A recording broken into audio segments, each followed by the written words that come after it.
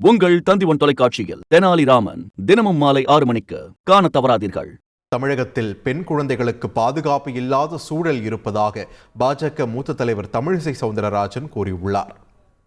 அண்ணா யூனிவர்சிட்டிக்குள்ளே ஒரு இளம் பெண் பாலியல் பலாத்காரம் செய்யப்பட்டு உடலில் காயங்களோடு அண்ணன் ஸ்டாலின் அவர்களே, இந்த தமிழகத்தில் என்ன நடந்து கொண்டிருக்கிறது?